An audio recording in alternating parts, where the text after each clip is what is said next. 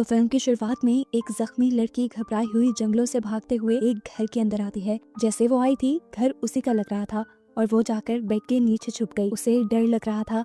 एक औरत उसके पीछे पड़ी हुई थी जो दरवाजा खटखटाकर कहती है, गायत्री बाहर आओ। आखिर दरवाजा खुल भी जाता है और गायत्री बहुत ज्यादा घबरा जाती है, लेकिन दरवाजा खोलने वाली औरत गायत्री को ढूंढ नहीं पाती और बाहर चली जाती है। गायत्री ने सुकून का सांस लिया, पर ये सिर्फ कुछ सेकंड के लिए था। अचानक से एक शैतानी हाथ ने उसके मुंह पर हाथ रख दिया और अगले ही पल दिखाया गया कि कोई अजीब सी पावर गायत्री को घसीट कर जंगल में वापस ले जाती है। सीन कट होकर हमें दो लोगों को चेस खेलते दिखाया जाता है। इसमें से आदमी को तो हम देख पा रहे हैं, लेकिन सामने वाली लड़की को नहीं। आदमी कहता है कि मिस गायत्री अपने काम में बहुत ज्यादा प्रोफेशनल है, पता नहीं सब ठीक होने में कितना टाइम लगेगा। तब सामने वाली लड़की कहती है, तुम्हें सब्र करना होगा। तो आदमी उससे पूछता है, कितना सब्र? 20 साल हो गए इंतजार करते हुए। ये लोग किस बारे में बात कर रहे थे यह भी नहीं बताया गया। सीन यहीं से कट होकर हम देवी नाम की एक लड़की को देखते हैं जो बहुत ज्यादा गरीब है। अपना घर चलाने के लिए वो इंटरनेट सप्लाई का काम करती है। उसकी मॉम मेंटली स्टेबल नहीं है और उसका ज्यादा वक्त उनका ध्यान रखने में निकल जाता है। देवी की मॉम हमेशा उसे यही कहती रहती थी कि एक दिन वो आएंगे और तुम्हें ले जाएंगे, तुम्हें नुकसान पहुंचाएंगे, मुझसे दूर कर देंगे। तब देवी उन्हें गले लगाती है और कहती है, यहाँ कोई नहीं आ रहा। मॉम देखें, बचपन से आप ये कहती आ रही हैं कि वो हम दोनों को ले जाएंगे, लेकिन आज तक कोई नहीं लेने आया और आज भी नहीं आएगा। उसकी मॉम अब उसके भाई के लिए भी बहुत ज्यादा परेशान हो रही थी। घबराहट में वो अपने भाई को कॉल करती है और पूछती है कि तुम कहाँ हो। सीना बताता है कि मैं अपने बॉस धर्म के साथ हूँ और नाइट शिफ्ट कर रहा हूँ। हालांकि वो झूठ बोल रहा था, वो अपने बॉस की वाइफ के साथ था और ये काम वो ज्यादा पैसों के लिए करता था। लेकिन आज से शायद ये खत्म हो जाता, क्योंकि उसके बॉस की वाइफ ने उसे बताया कि तुम्हारे बॉस को सब पता चल गया है। जैसे ही अब सीना घर आता है तो देवी उसे बहुत डांटती है, क्योंकि उसके हमेशा घर आने से उसकी मॉम की तबीयत खराब हो जाया करती थी। फिर सुबह होते ही देवी अपने काम पे चली गई। उसे इंटरनेट कनेक्शन लगाना था आज पुलिस स्टेशन में, लेकिन इंस्पेक्टर मना कर देते हैं कि वो देवी से इंटरनेट कनेक्शन नहीं लेंगे, क्योंकि देवी के भाई ने उसकी वाइफ के साथ अफेयर रखा था और इसी चीज का गुस्सा उसने देवी से निकाल दिया। खैर अब रात का वक्त दिखाया जाता है। देवी अपनी मॉम के साथ सो रही थी। अचानक उसे अपने पर्दे पे किसी के होने का एहसास हुआ। उसने बाहर जाकर देखा तो बाहर कोई नहीं था, लेकिन अचानक से दो नकाबपोश आदमी उसके घर दाखिल हो गए। उनमें से एक आदमी देवी को बांध देता है और दूसरा आदमी उसकी आंखों के सामने उसकी मॉम को टॉर्चर करना शुरू कर देता है। इतने में ही सीना के बॉस की कॉल आती है इन अनजान लोगों के पास और वो इनसे सीना के बारे में पूछता है। तो वो बताते हैं कि सीना घर पे नहीं है। देवी समझ गई थी कि उनके साथ ये जो कुछ भी हो रहा है सीना की वजह से ही हो रहा है। अब धर्म अपने आदमियों से कहता है, सीना नहीं है तो उसकी मॉम को मार दो, ताकि उसे पता चले कि उसने किया क्या है। अपने बॉस के कहने के मुताबिक वो लोग सीना की मॉम को बाथटब में डुबाकर तड़पा कर मार देते हैं। देवी भी चुपचाप अपनी मॉम की मौत का तमाशा देखती रही। सुबह होने पर पुलिस तो उनके घर आई, लेकिन इंस्पेक्टर तो खुद सीना का बॉस था, एक पावरफुल पैसे वाला आदमी। उसके ऊपर कोई केस नहीं बना, वो किसी मुश्किल में नहीं आया, लेकिन इनकी लाइफ तबाह हो गई। देवी अब अपना सारा गुस्सा सीना के ऊपर निकाल रही थी। वो सीना को घर से निकालना चाहती थी, लेकिन अगर ऐसा भी करती तो वो खुद किसके पास रहती। उसके पास उसके भाई के अलावा कोई भी नहीं था। रात में देवी उदास होकर अपनी मॉम का सामान चेक करने लग जाती है, जिसमें उसे पुरानी फोटोज में मिली। एक पिक्चर में उसके डैड भी थे और यहाँ हमें देखने को मिला कि उसके डैड और कोई नहीं बल्कि मूवी के स्टार्ट में दिखाए जाने वाले मिस्टर अगन थे, जो किसी औरत के साथ चेस खेल रहे थे। अभी वो यही पिक्चर्स देख रही थी कि अचानक से उसके कमरे की लाइट चली गई। उसे बहुत अजीब फील हुआ। उसे ऐसा फील हुआ जैसे उसके पीछे कोई बैठा हुआ है। उसने पीछे मुड़कर देखा तो पीछे उसकी मॉम बैठी हुई थी, जिन्हें देखकर वो डर गई, क्योंकि उसकी मॉम तो मर चुकी थी। अचानक ही लाइट आ गई और उसकी मॉम वहाँ से गायब हो गई। इसीलिए देवी को लगा कि जो कुछ उसने देखा है वो उसका वहम है। अगली सुबह दिखाया जाता है कि अब मिस्टर अगन यानी देवी और सीना के डैड इन लोगों से मिलने के लिए आए थे, लेकिन देवी उनसे कोई बात नहीं करना चाहती थी, क्योंकि सालों पहले वो उन्हें छोड़ चुके थे और उनकी वजह से इन लोगों ने बहुत मुश्किल लाइफ गुजारी। मिस्टर अगन अपने बच्चों को लेने के लिए आए थे, लेकिन देवी जाने को तैयार नहीं थी, पर सीना जानता था कि उन्हें अपने डैड के साथ ही जाना चाहिए, क्योंकि जो कुछ उसने किया था उसकी वजह से उसकी मॉम तो मरी ही थी, उसकी जॉब भी चली गई थी। अब पैसे उनके पास थे नहीं, ये घर चलता कैसे। फिलहाल के लिए मिस्टर अगन वापस चले जाते हैं, सीना से ये कहते हुए कि तुम अपनी बहन को समझाना, मैं फिर तुम्हें लेने आऊंगा। रात हो गई थी। देवी सोने के लिए चली गई, लेकिन अचानक उसे बाहर से टैप के चलने की आवाज आई। उसे लगा शायद सीना टैप खुली छोड़ गया है। उसने बाहर जाकर एक टैप बंद की तो अंदर वॉशरूम से दूसरी टैप खुलने की आवाज आ गई। इस मर्तबा टैप की आवाज के साथ साथ उसकी मॉम की आवाज भी आ रही थी, जो काफी डरावनी थी और डरी हुई भी लग रही थी। उसकी मॉम देवी से कहती है, देवी मुझे बचा लो। देवी जैसे ही वॉशरूम का दरवाजा खोलती है तो उसे अपनी मॉम की लाश बाथटब में नजर आती है। अगले ही पल जैसे ही वो पीछे मुड़ी तो उसकी मॉम ने आकर उसका चेहरा पकड़ लिया और इस टाइम वो खुद भी काफी भयानक दिख रही थी। वो चीख चीख कर देवी का मुंह पकड़ के कहती है, देवी मुझे बचा लो, मैं खतरे में हूँ। और इसी खौफ से देवी की आंख खुल जाती है और हमें पता चलता है कि ये सब देवी का एक ख्वाब था।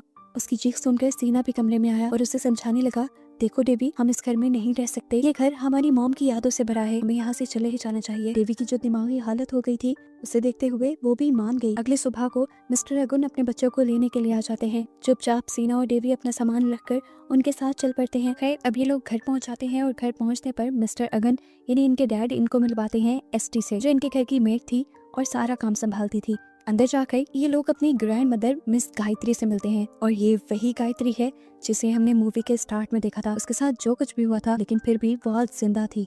खैर खाना खाने का टाइम आ जाता है और गायत्री इनको अपने घर का ट्रेडिशन बताती हैं कि उनका घर और उनका सारा कारोबार पीढ़ी दर पीढ़ी औरतें ही संभालती हैं और औरतें ही संभालती आई हैं और औरतें ही फैमिली को भी लीड करती हैं। गायत्री बताती हैं कि मेरे बाद देवी ये सब तुम्हें संभालना होगा। खैर दिखाया जाता है कि रात में सीना इस पूरे घर को एक्सप्लोर करने लग जाता है।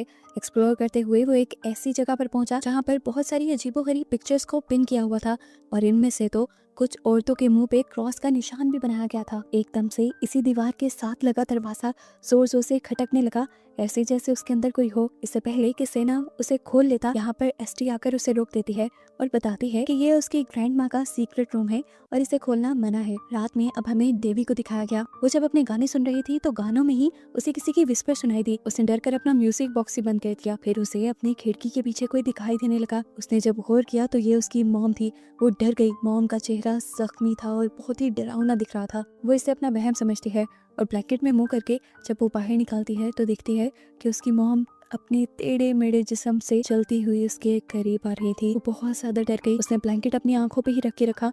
थोड़ा सा हटाकर वो चेक करती थी। आहिस्ता आहिस्ता करके उसकी मॉम उसके बेड के बिल्कुल करीब आ गई और आखिर में बस हमने देवी की चीख को सुना। अगली सुबह गायत्री देवी और सेना को लेकर अपने फार्म हाउस आती है। उन्होंने देवी को बताया कि कैटल फार्मिंग हमारा फैमिली बिजनेस है। यहाँ पर पहली मर्तबा देवी ने एक कैटल को ज़िबा होते देखा। ये देखकर उसे अजीब से हेलुसिनेशंस होने लगे। उसे लगा जैसे इस कैटल की जगह उसकी मॉम आकर लेट गई है और उसकी मॉम के गले पे छुरी रख के उन्हें ज़िबा कर दिया गया और खून की एक बड़ी फुहार निकली। अपनी इसी हेलुसिनेशन से उसे वॉमिटिंग भी होने लग गई। गायत्री और एसटी ने उसे संभाला। इसके बाद गायत्री यहाँ पर काम करने वाले मिस्टर जाका से देवी को मिलवाती है, जो अब देवी को सारा काम समझाने वाले थे। रिपोर्ट्स पढ़ते हुए जाका ने बताया कि पिछले 3-4 सालों से पता नहीं क्यों लेकिन हमारा बिजनेस लॉस में है। देवी ने बिजनेस की हिस्ट्री पढ़ना शुरू की तो उसे पता चला कि उसकी ग्रैंड माँ गायत्री 1935 से इस बिजनेस को हैंड ओवर किए हुए थी। ऐसा कैसे पॉसिबल था? क्या वो 100 साल से भी ज्यादा बुढ़ी थी? इतनी बुढ़ी तो वो दिखती भी नहीं थी। खैर अब हमें घर का सीन दिखाया जाता है जहाँ पे गायत्री और एसटी बात कर रहे थे। एसटी ने गायत्री को बताया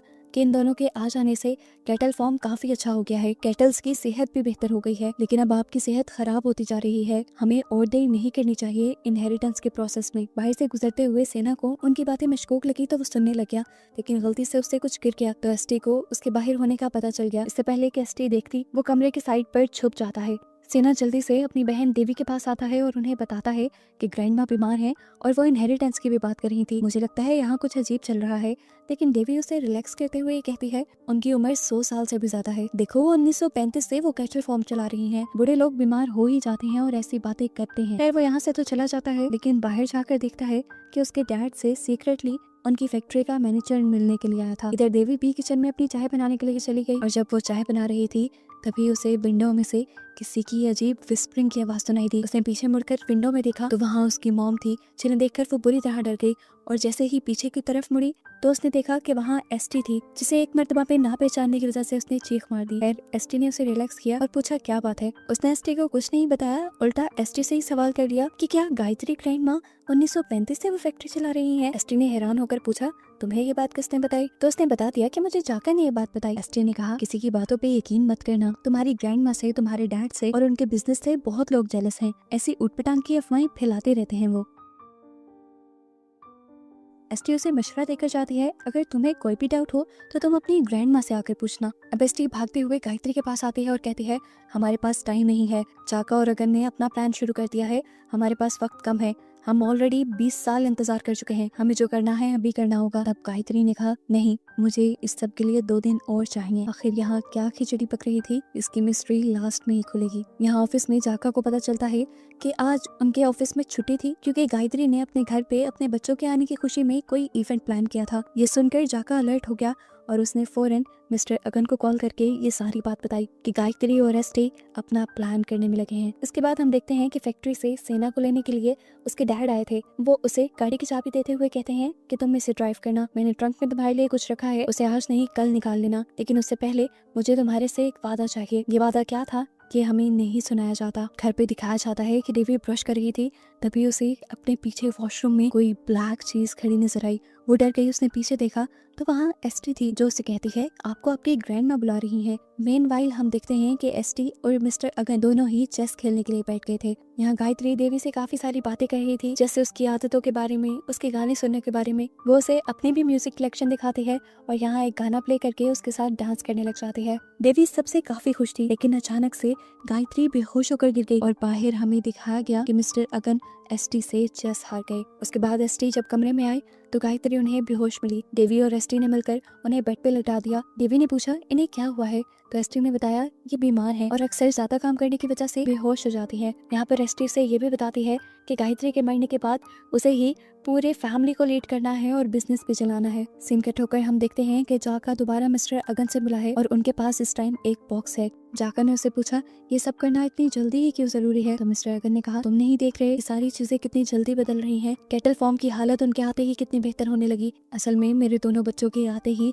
मेरी मॉम के अंदर का डीमन जाग गया है। यानी यहाँ सारी मूवी का ट्विस्ट रिवील हो रहा है कि असल में गायत्री के अंदर एक डीमन था। बार बार देवी को जो चीज नजर आती थी वो इस घर में रहने वाला डीमन ही था और ये एंटिटी इस खानदान की सिर्फ औरतों के अंदर ही रहता है। जैसे पहले गायत्री के अंदर रह रहा था और गायत्री के बाद अब ये देवी के अंदर जाएगा, क्योंकि बार बार गायत्री और एसटी से यही कहते थे कि इनहेरिटेंस को तुम्हें ही संभालना है। साफ समझ आ गई थी सब कि अब गायत्री के अंदर जो डीमन था वो देवी की बॉडी में जाना चाहता था। जब से देवी यहाँ आई थी गायत्री की तबीयत खराब रहने लगी थी, क्योंकि डीमन उसे अंदर से खाने लगा था। उसे अब एक नई बॉडी, एक जवान बॉडी चाहिए थी। एसटी भी गायत्री के साथ इन रिचुअल्स में मिली हुई थी, लेकिन अगन और जाका नहीं। अगन और जाका तो इस सब को रोकना चाहते थे। अगन अपने बच्चों की जान बचाना चाहता था। हम देखते हैं कि अगन अपने पास वो सीक्रेट बॉक्स लेकर घर आ गया है। इस सीक्रेट बॉक्स के अंदर एक अजीब सा चाकू है जो काफी पुराना लग रहा है और साथ ही उसकी और उसकी मॉम की पिक्चर्स। यहाँ वो रोने लग जाता है और हमें उसके इरादे पता चलते हैं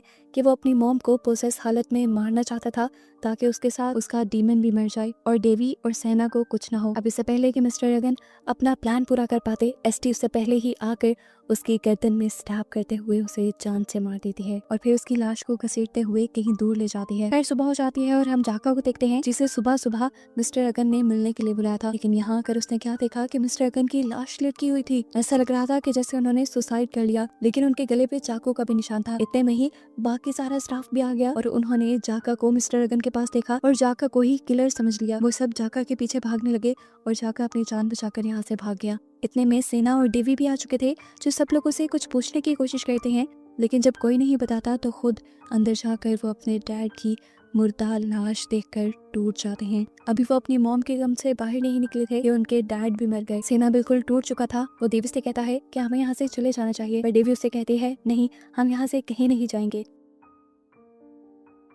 सेना उसे बहुत समझाने की कोशिश करता है कि यहाँ जो कुछ भी चल रहा है वो ठीक नहीं है, लेकिन देवी उसकी एक नहीं सुनती। इतनी देर में एसटी सेना के पास आकर सेना को बताती है कि ये सब कुछ जाका ने किया है। वो एसटी की बात ही सुन रहा था कि उसे किसी अननोन नंबर से मैसेज आ गया कि मुझे स्लॉटर हाउस में अकेले मिलो। सेना भी यहाँ से चला गया और अब हमें देवी को उसके रूम में दिखाया गया। वो अपने मॉम डैड की पिक्चर लिए फूट फूट कर रो रही थी और तभी उसे अपने पीछे से अपनी मॉम की आवाज सुनाई दी। उसने सोफे पे देखा, उसकी मॉम बहुत अच्छे हालत में बैठी हुई थी और बस यहीं पर वो टूट गई।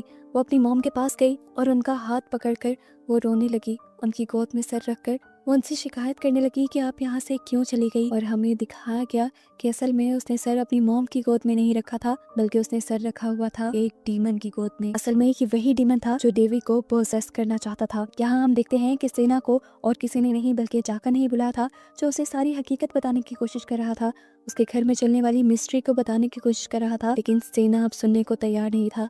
उसे भी यही लगता था कि मिस्टर अगन को मारने वाला और कोई नहीं बल्कि जाका ही है। इससे पहले कि वो उसकी पूरी बात सुनता, वो उसी को स्टैप करके मार डालता है और मरता हुआ जाका उसे ये बताता है कि जाकर तुम अपना ट्रंक खोलो। ये बात तो उसके डैड ने भी कही थी और अब उसे रियलाइज हुआ कि उसने काफी गलत कर दिया था। फौरन घर जाकर सेना वो ट्रंक खोलता है जिस ट्रंक में एक बुक थी जिसका नाम था द प्रॉफिट इनहेरिटेंस। इस किताब में उनकी फैमिली की सारी हिस्ट्री थी। उस रिचुअल के बारे में भी बताया गया था जो रिचुअल काफी सालों से इनकी फैमिली करती आ रही थी। इधर सीन कट होकर हम देवी को देखते हैं जो गायत्री के पास घबराई हुई गई है। वो उनसे कहती है मुझे लगता है मैं पागल हो गई हूँ, मुझे अपनी मॉम दिखाई देती है। काफी मर्तबा तो वो डरावने रूप में दिखाई दी लेकिन आज वो काफी नरम दिल दिख रही थी। यहाँ गायत्री उसकी बात काटते हुए देवी से पूछती है क्या तुम अपनी मॉम से मिलना चाहती हो? मुझे एक रिचुअल आता है जिससे तुम अपनी मॉम को मिल लोगी लेकिन ये थोड़ा सा तकलीफ दे है। देवी ने कहा मुझे परवाह नहीं, मैं बस अपनी मॉम से मिलना चाहती हूँ। उसके ये कहते ही गायत्री ने अपना एक चाकू निकाल लिया और अपने हाथ पे कट लगा लिया। अपने हाथ पे कट लगाने के बाद गायत्री ने देवी को भी ऐसा ही करने को बोला और देवी ने भी कट लगा लिया, जिसके बाद गायत्री ने देवी से हाथ मिला लिया। बाहर से ना ये सारा रिचुअल पढ़ रहा था। किताब में लिखा था कि ऐसा करने से वो एंटिटी एक जिस्म से दूसरे जिस्म में चली जाएगी और ये रिचुअल तभी शुरू होगा जब फैमिली में एक नई पीढ़ी में औरत आएगी और वो देवी थी जो अब आ चुकी थी। सेना सब समझ गया था, उसकी बहन की जान खतरे में थी। उसने ये भी पढ़ लिया था कि रिचुअल पूरा होने के बाद उसके भाई को सैक्रिफाइस के तौर पर मार दिया जाता है। उसे अपनी जान की फिलहाल परवाह नहीं थी लेकिन वो देवी को बचाना चाहता था, पर उसे क्या पता था कि अब तक देर हो चुकी है। गायत्री ने अपना रिचुअल कर दिया है। सेना अब देवी को पागलों की तरह घर में ढूंढ रहा था। देवी उसे उसके कमरे में नहीं मिलती तो वो दूसरे रूम में जाता है जहाँ पर देवी बेहोश थी। इर्द गिर्द अब चारों तरफ खून ही खून था। सेना परेशान हो गया और देवी को उठाकर इस घर से दूर भागने के लिए निकला। इससे पहले कि वो गाड़ी से यहाँ से निकल जाता, पीछे से एसटी आकर उसके सर पे वार कर देती है और वो भी यहीं बेहोश हो जाता है। इन्हें जब होश आया तो ये लोग सफेद रंग के कपड़ों में थे और एसटी भी उसी जैसे कपड़ों में थी। और यहाँ पर एक सीक्रेट रिवील हुआ कि एसटी इनकी नहीं बल्कि डीमन की सर्वेंट थी। वो डीमन की पूजा करती थी और डीमन के लिए ही काम करती थी और डीमन के लिए ही वो अब इस रिचुअल को परफॉर्म करने वाली थी और सेना का सैक्रिफाइस देने वाली थी। देवी पूरी तरह होश में नहीं आई थी। उसे समझ नहीं आ रहा था कि यहाँ पे क्या चल रहा है। उसने देखा कि एसटी के हाथ में एक चाकू है जिससे उसने जाकर उसके भाई का यानी सेना का गला काट दिया और उसका सारा खून एक ग्लास में भरकर वो देवी के पास ले आई।